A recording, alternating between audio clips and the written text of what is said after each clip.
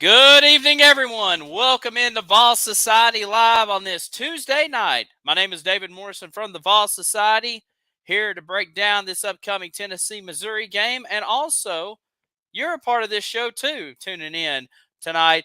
Like I said, you're just a part of the show as much as I am. So go ahead, leave your comments and your questions, discussions in the chat room, whether you're watching us on Facebook, YouTube, or Twitter. We're going to read it out loud. And like I said, what's your thoughts on this upcoming game? Like I said, we're going to talk all about Tennessee, Missouri tonight. Huge, huge game. I mean, like I said, the next 2 weeks on this Tennessee football schedule is going to be crucial, and it starts this Saturday. It seemed like back at the beginning of the season, uh, this was probably one of these trap games a lot of people are kind of, let's say, a little bit worried about. But now we come to this upcoming week on Veterans Day. Uh, this is not a trap game. This is a huge game, and we got a bigger opponent the next week.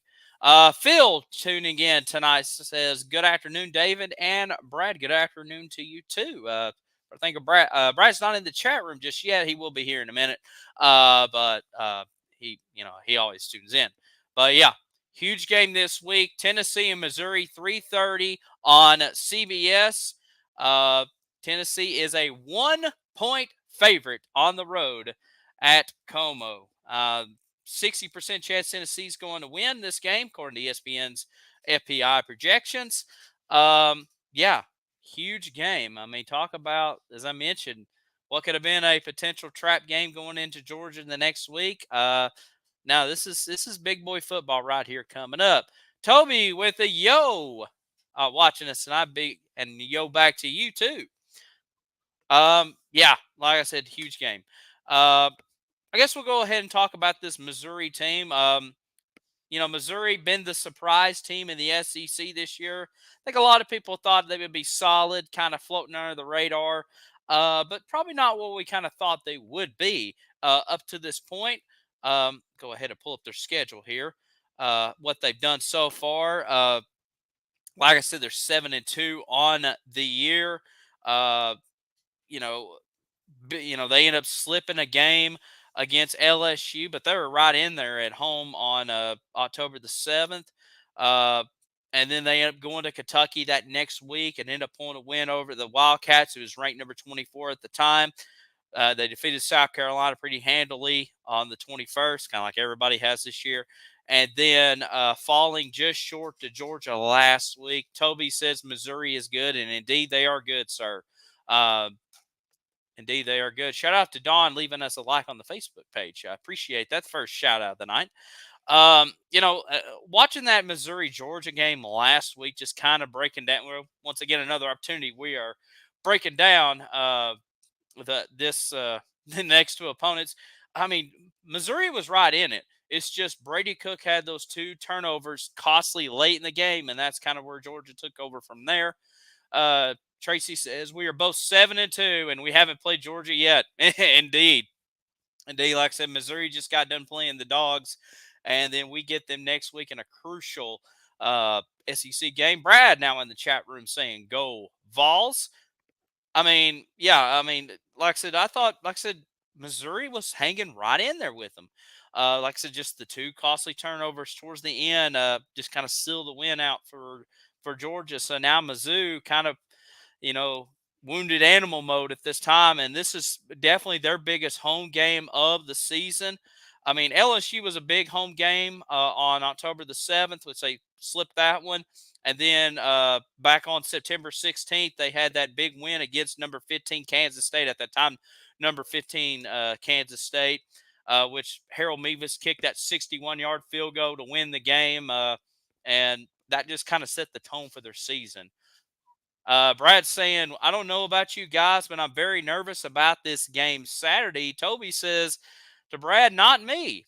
So interesting scenario. I'm kind of I'm maybe a little bit siding on Brad, and I'm not trying to say that since he's my Vol Society partner, but this is a big game coming up. Like I said, looking at this Missouri team, Eli Drinkowitz has got a really good team with Brady Cook at quarterback, over 2,400 yards passing, 16 touchdowns, 5 interceptions on the year. He's also rushed for 5 touchdowns. So this dual threat guy, Tennessee's going to have to kind of contain. And we've had our handfuls with dual threat quarterbacks. Now, I think Brady's most of the time, Brady Cook's his rushing is kind of in the red zone, but still going to have to contain him.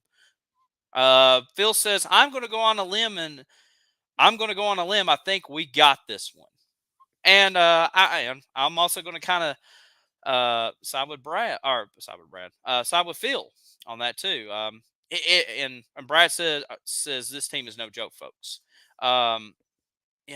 Looking at, I'll get to the Missouri players in a moment. I just got done listening to Josh Pate. And Josh Pate says, Josh Heupel, we haven't really, it seems like when he is kind of, I don't want to say down or feels like he's an underdog, he finds a ways to pull out wins. And Pate is correct. Josh Heupel, in his tenure, probably has slipped some games that we should have won. Obviously, South Carolina last year, but and I guess maybe and even Florida this year. But it seems like, maybe when all the chips are on the table, and maybe Josh Heupel doesn't have the right hand, it seems like he finds a way to pull it out. Toby with the first score prediction of the night, going Tennessee 27, Missouri 24. I'll tell you what, Toby, that is kind of close what I had earlier in the week, but doing a little more research, I'm actually going to bump it up a little bit, and I'll go ahead and give you my pick. There's where I'm going. I'm going Tennessee 31, Missouri 29. I think this is going to be a close game. This is going to be I'm hoping a rocket. Well, I think it's going to be a raucous atmosphere. I'm assuming it will be. It seems like at times when we go to Missouri, it's a raucous atmosphere, and at times it's not. Phil says, I am more worried about Georgia. Yeah. And I listened to an important stat about that game today, and I'll talk about that next week if I remember. Toby says South Carolina cheated because they got something from Michigan. Well, apparently Toby's not working out for them at this time. Yeah, but anyways, maybe they should have used it this year. Who knows? Kenneth says both teams start strong. We need to play all 4 quarters. Yes, that's a big key factor. Kind of looking at the rest of the, like I said, we're going to have to really contain this running attack. Cody Schrader, they really relying on him. He's got 919 yards on the year right now, 10 touchdowns, average 5 yards a carry. They've been using Nathaniel Pete early on in the year, but the last 3 games he's really struggled. 8 carries, 17 yards. I don't know if that has to do with an injury or just relying more on Schrader and Brady Cook's running ability, but something it really kind of popped out for me looking at it. And of course, Luther Burden III, their go-to wide receiver, 64 catches on the year, 958 yards, 7 touchdowns, average 15 yards per catch. That's a big time playmaker, and in a way, I was happy to see Tennessee secondary do really well against UConn and a couple of those pick sixes, but we're not playing UConn. We don't have a schedule full of UConns on this team. We go back into big boy football. Man, we got a lot of comments coming in. Toby says, who's the most annoying fan on the planet? I guess fan base on the planet. We've talked about this a lot on the show. Right now, I guess you could say between Florida, Georgia, and Alabama. They're kind of right there. They're the ones that troll the page the most. Connie says, what about our boy Dobbs? Hashtag Astro Dobbs. Hashtag Pasternaut. Yes, Josh Dobbs going over to the Minnesota Vikings in the trade with the Cardinals. Went to Atlanta and picked out a win. Didn't even barely look at the playbook. Didn't really have time to look at the playbook and practice.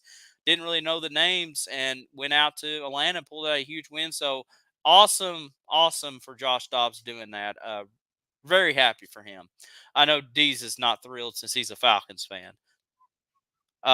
Let's see. Kenneth says, honestly, I'll be honest. I live in Bama, so that's enough said. Okay. David says they're going to have to contain our running attack. Yeah.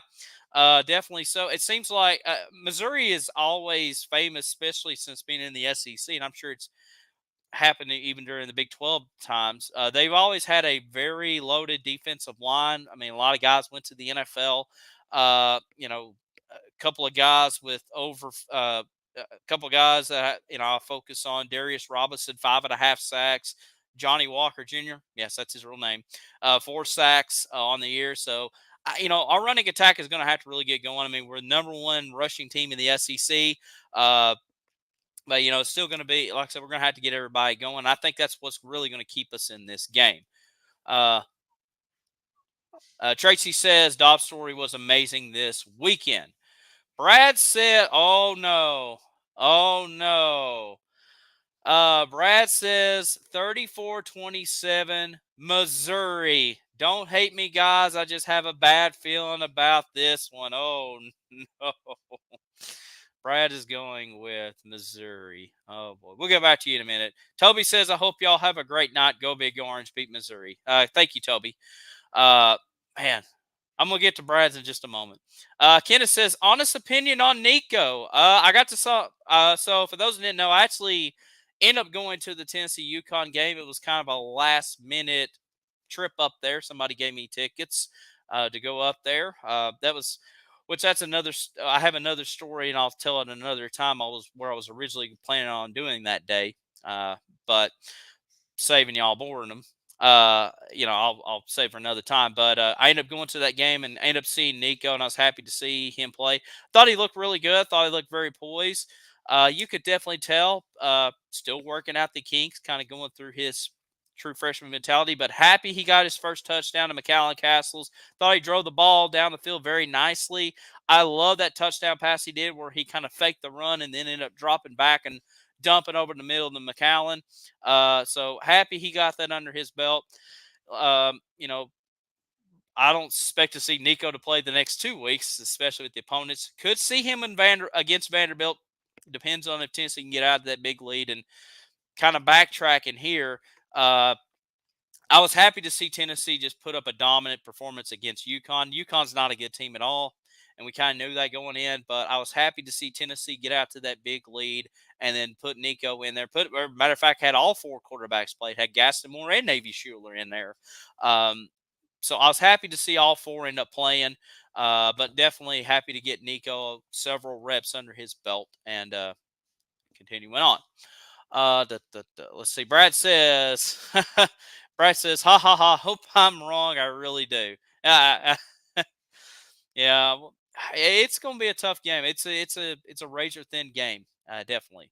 Tracy says Missouri doesn't want to lose 2 weeks in a row. Bad luck for us to play them after a loss. Like I said, they're in wounded animal mode, and it's going to be it's going to be very it's going to be a very tough battle. Uh, uh, Phil saying, "Come on, Brad, get with the gang."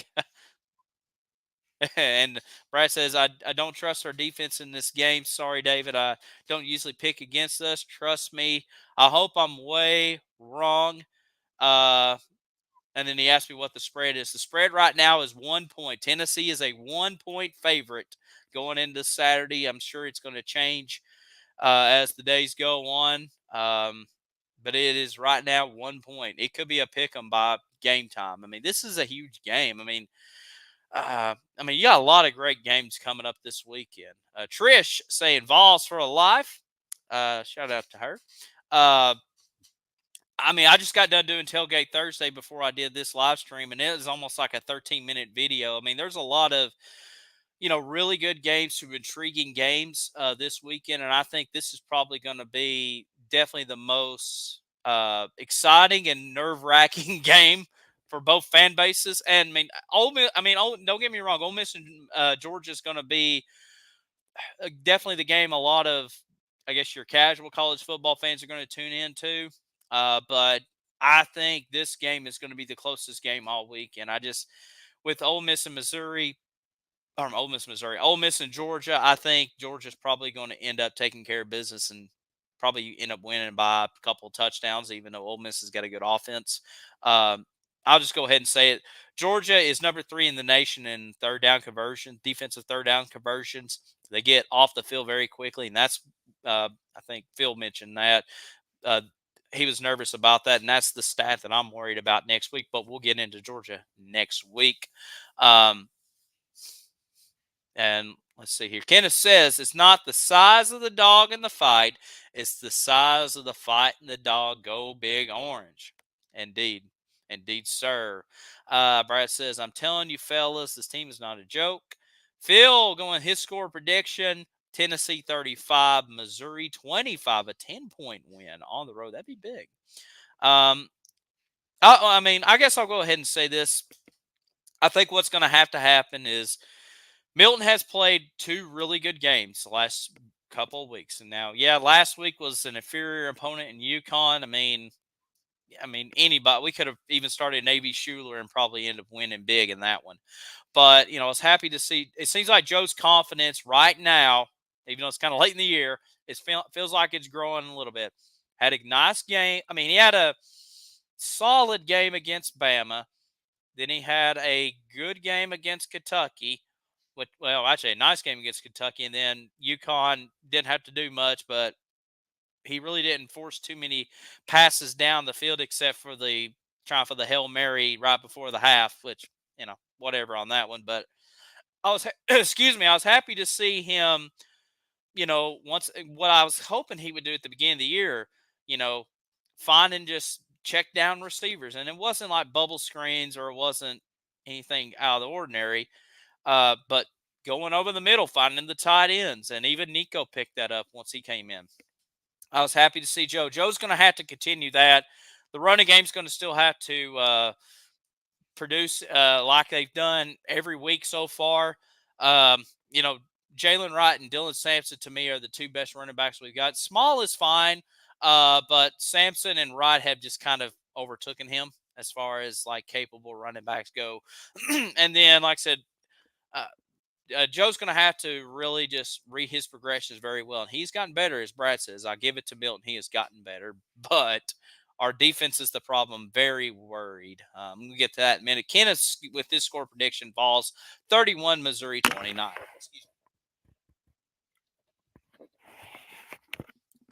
Yeah, Brad mentioned our defense is the problem. You know, I'll give them credit. They got a confident boost last week with UConn, the 2 pick sixes, and then the fumble recovery, the scoop and score. So that's I guess a confident booster. But like I said, I think you're going back into big boy football here. DBs, as Brad said, DBs in particular is what he's worried about. And yeah, I do agree. Um, you know, you're going to end up rolling out Danico Slaughter and Gabe Giuliani, and we'll see how they'll do. Tamarian McDonald's been very inconsistent throughout the season. To be honest, I mean, if you're going to roll out, and plus, Tank McCullough's to me has been a disappointment this year. Yeah, he did get one of the pick sixes last week, but it just seems like this team gets burned, and if Brady Cook gets going and this offense gets clicking, it's you're going to be in for a battle, in my opinion. Kenneth says, he says, don't read my long comment. Okay. Basically, he's kind of abbreviated. He's really praising Joe Milton's progression as far as like not throwing the ball so far down the field and doing better quality passes. In other words, I'll go ahead and take this off. I think everybody kind of knows my score now, 31-29.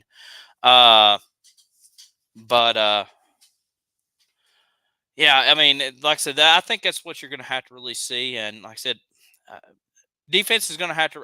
I really want to see Tim Banks really get after Brady Cook. I know Brady Cook is kind of a dual threat guy.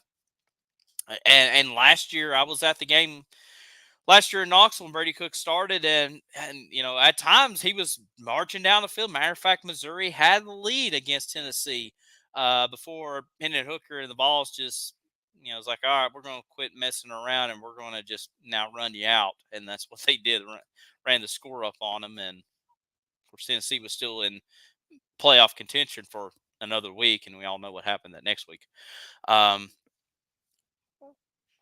but yeah, this is just Mizzou's got a lot of playmakers, and I think not a lot of the national media is really talking about this team. I mean, it's Georgia and Alabama and LSU, which is ranked lower.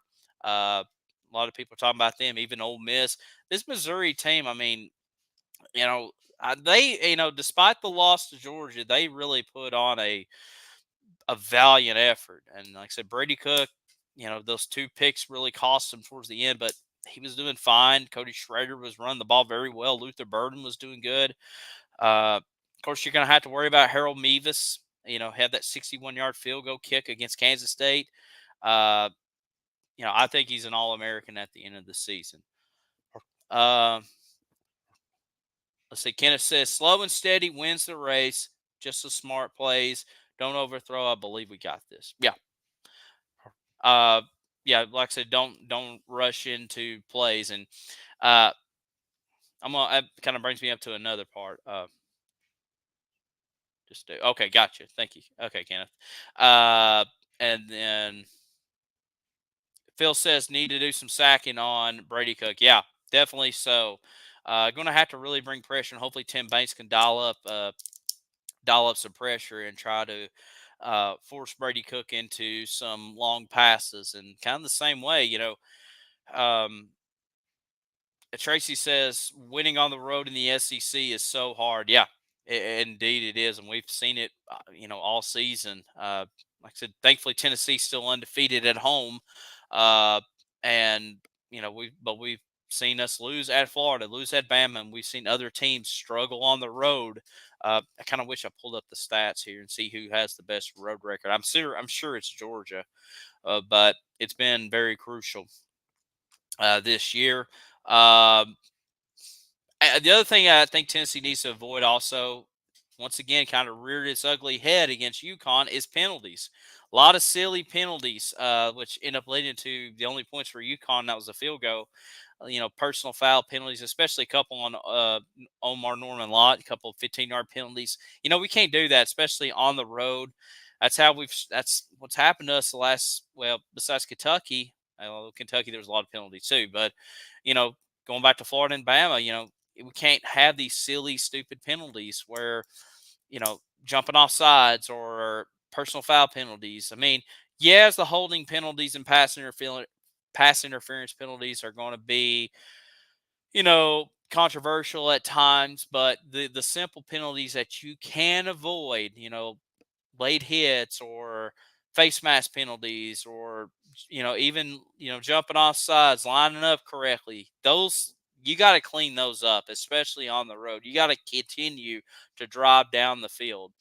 I mean, yeah, you don't want to hold either. You don't want to offensively or defensively, but just you can't be behind the chains in this game. And uh, Kenneth says we need less penalties. Yes, we got to clean up the penalties. It's been ridiculous, and it's just very frustrating. I mean, it makes you wonder how many of those games we could have won because of dumb penalties. And Kenneth says we need to beat Georgia. It's gonna be a big time matchup, and I know. I mean, let's say, I guess hypothetically, although it could happen, you look. Let's say we beat Missouri next week, and Ole Miss gets the win over Georgia, pulls that upset. I mean, you got a monster game in Knoxville next week for the SEC Eastern Division Championship winner going to Atlanta. Now, obviously, if Ole Miss wins this week, it's pretty much wrapped up. Even if Tennessee wins, I mean, then Tennessee's now just going to play playoff spoiler for Georgia that next week. But still, obviously, it's our biggest game of the year. But man, what could happen if you can do it? Tracy says one game at a time. Yeah, indeed. And like I said, I don't think Tennessee is overlooking this Missouri team. I don't think Josh Heupel is overlooking this team. He knows what he's in for. This is Mizzou's biggest game of the year, and I think this is right. it's one of our biggest games of the year. Obviously, next week's going to be huge, but we got to take care of business and try to get a win on this road. Like I said, a 1 point spread. Um, yeah, very, very, very competitive game we got in store for us. But any other comments or questions as far as this game upcoming on Saturday?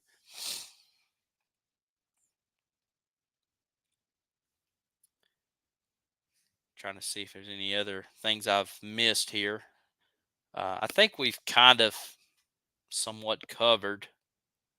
Ken is saying, what's our chances going to the national championship? Uh, I don't think it's that high. Especially trying to get into the playoff as a 2-loss team, and unfortunately, Florida keeps losing, and that's kind of a blemish on the radar. I think it's going to be kind of a long shot to get into not only win a national championship, but just to get in the playoffs, because that definitely that Florida game with the loss now is looking pretty bad week in and week out. Especially they lost to a 3-win Arkansas team last week. Tracy says we will definitely go to a bowl game. Yeah, indeed. We've already got the bowl 6 wins right now. Everything I'm still reading is going to be one of the Florida bowls, possible, Gator Bowl, the ReliaQuest Bowl, aka the Outback Bowl. Citrus Bowl could still be in play, but it seems like depends on what happens with Bama and Ole Miss down the stretch. They probably will end up selecting one of those 2 teams, although I think Bama will probably be a New Year's Six bowl team by the end of the year. And maybe, obviously Ole Miss will find out how they'll do Saturday. But I think it looks like a Florida Bowl. I've heard Music City Bowl, although I just don't know, if we, let's say, go 9-3, I don't know if the only way I could see Nashville picking us is just because we're 2 hours away from Nashville, and they know they can draw a big crowd for that.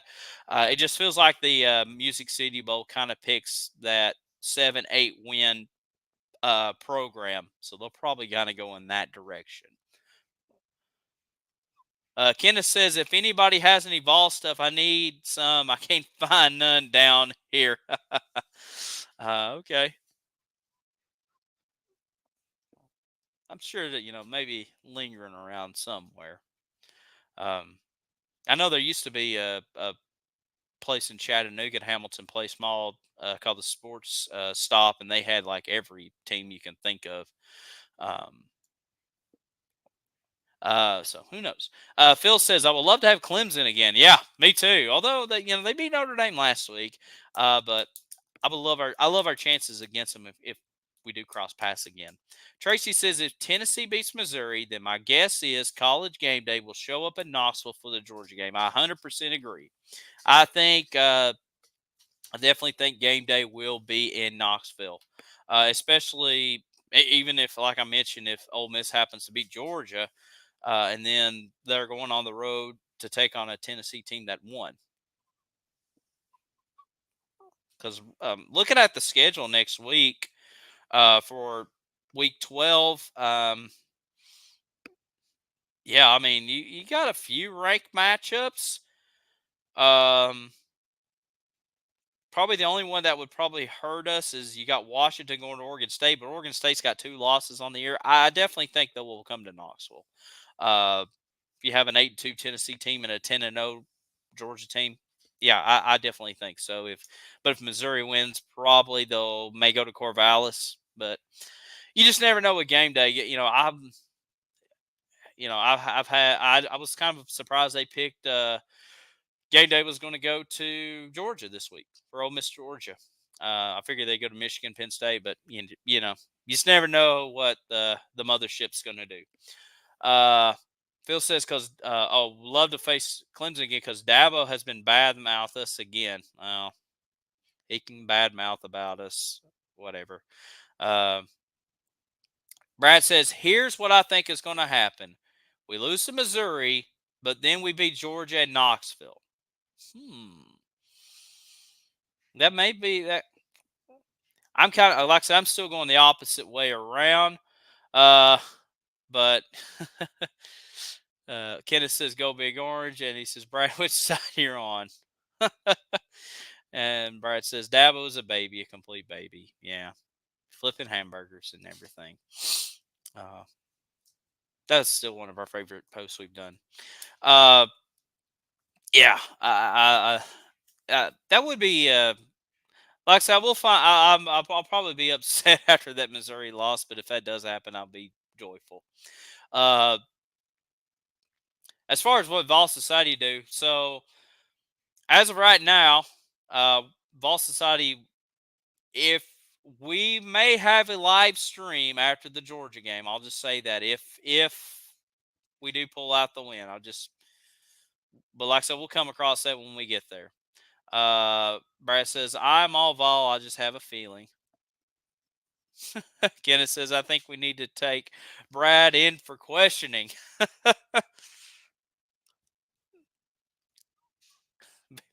I, well, actually, on one of the podcasts, a few weeks ago, we were making our second half predictions. D says that we were going to lose Missouri too. So I was the only one that picked us to win. So we'll see. As of now, actually, Brad thought we would win out also, but Brad says I'll be the first to admit it. I hope I'm so wrong. Hey, I picked Clemson to beat us in the Orange Bowl, and I was completely wrong on that. So, hey, anything can happen. Um, we're all ganging up on Brad. Phil's wondering, Brad, where's your confidence? Where's your confidence? Oh, we're having fun on here.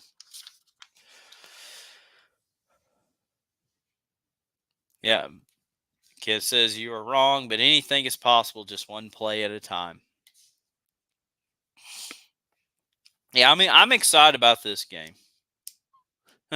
Brad says, it's all good. Prove me wrong, balls. Hunter with a gold Vols. And missing Brad. Yeah, I'm excited about this game. I think it's going to be exciting and nerve wracking. I'm kind of thinking similar to the Kentucky game at this point. You know, not know what to expect, but Tennessee has had Eli Drinkowich's number. Um, yeah, last few years here, or I think he's only been there 3 years. Uh, Kenneth says we need some ball players in here. I agree. I would love to get some of these Tennessee players in here.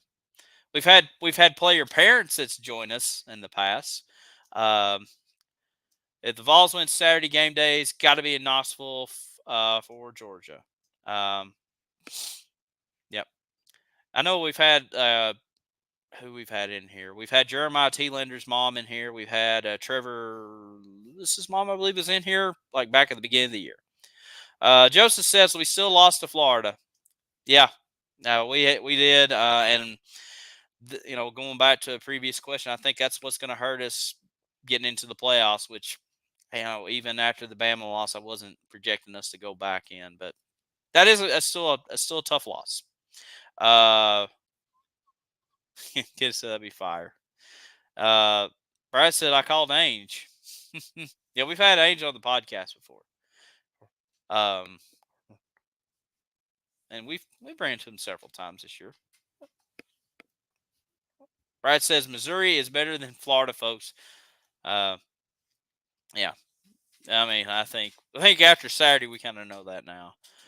What is the capacity in Missouri fan wise? Good question. I know it's not that big.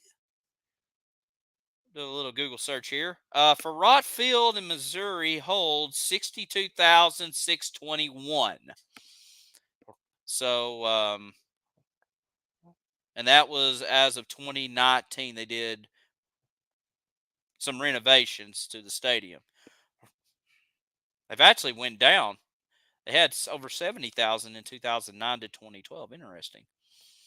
And the record crowd Oh well, that's not going to pass.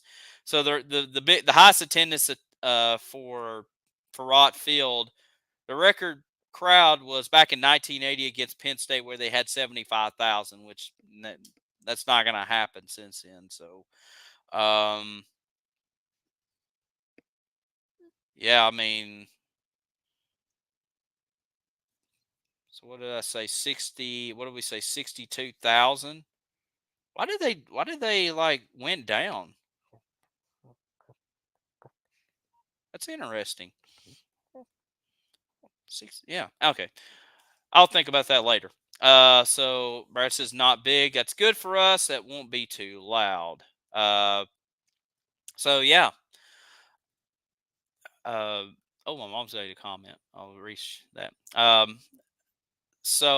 Yeah, that is interesting. And like I said, it feels like the few times we went to Missouri, it seems like they've had a loud crowd, but then at times it's just kind of not so much of a crowd. I always thought Missouri Stadium, I don't know if it's just the way their field is or the way the cameras look, but it kind of has that high school. And this is not a attack at Missouri, Farott Field in Missouri, but I always thought their field kind of reminded me of a high school stadium.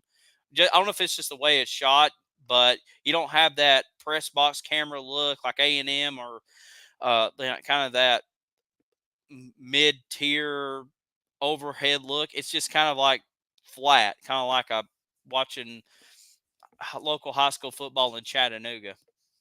So yeah, luxury bosses. So uh, my mom made a comment. I'll read it.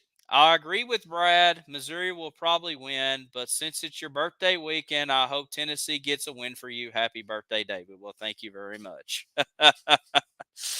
Yeah, so my birthday is coming up on Sunday. Uh, I will be 38 years old, which is crazy to think. Oh boy. Um, Brad's a smart lady. In terms of SEC stadiums, it's a joke. Yeah, that's. Brad says, "Old man, I'm right there with you, Brad." uh, yeah, that's so weird. Like, since they've been in the SEC, they actually downgraded their capacity. If they had 70,000 when they're in the Big 12, you dropped almost 10,000 in the SEC. Now I don't know all the what they did. Thank you, Phil. Thank you for the birthday shout out. So yeah, reading Brad's. So yeah, that's interesting there. I did not know that. Give it up for David's birthday. Thank you. It don't feel it's. I appreciate it, but man, it feels like this year from our birthday, it just kind of creeped up this year. Uh, for a variety of reasons I won't go into. But yeah, well, thank you. Um, any other comments or questions about Saturday? That just kind of boggles my mind now. That's just so weird. Because I know when A&M joined, they really renovated their stadium because it was kind of a. And I remember this playing on like their stadium was kind of that square stadium, and it was kind of open in the end zone. Now it's just like a bowl shape, and I know they went over 100,000 or close to 100,000. Definitely since they've been in the SEC. But yeah, I didn't know much about Florida about Mizzou doing that. Brad says 38 is the new 28, baby. Yes, I wish I had the health of a 28-year-old. Oh man, that was 2013. I was still at the previous job at that time, working down in Charleston. Interesting times.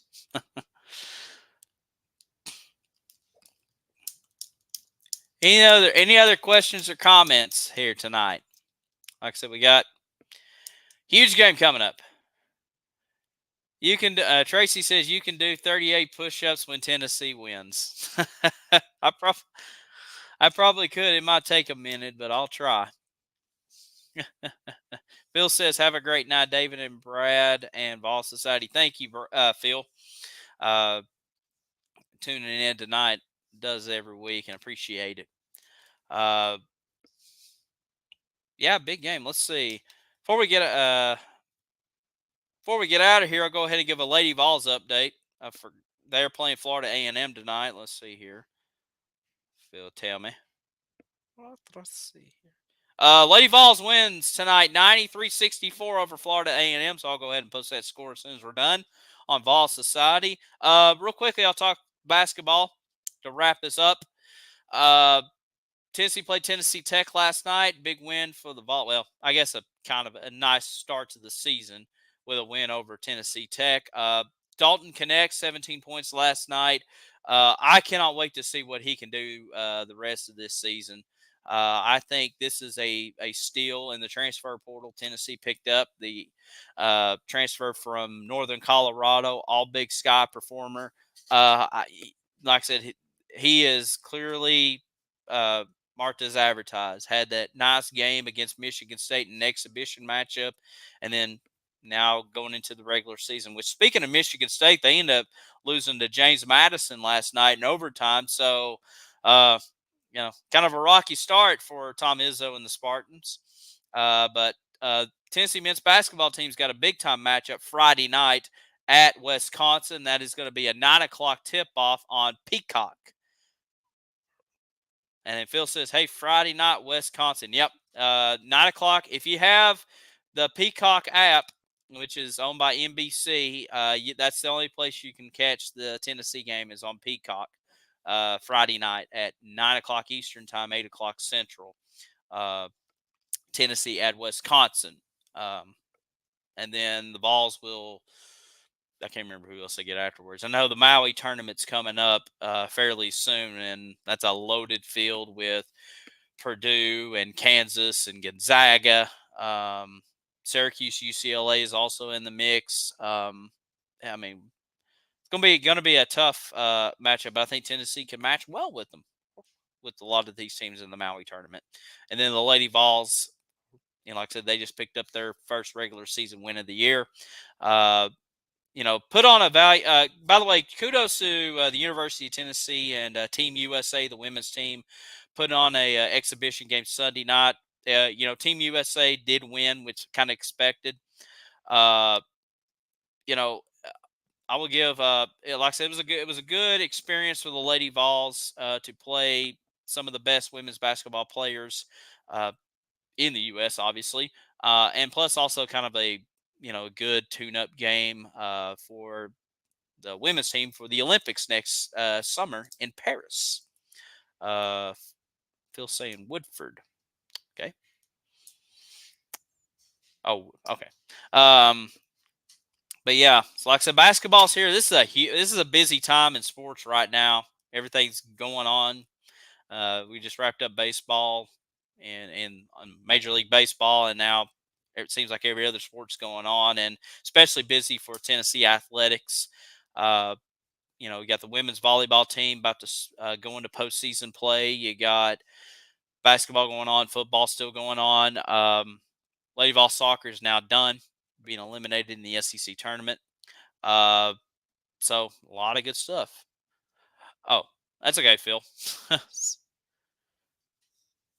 But anyways, should be a very fun time.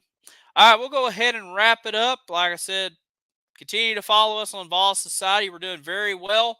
Like I said, we got Tailgate Thursday coming up on Thursday around noon on our Facebook page.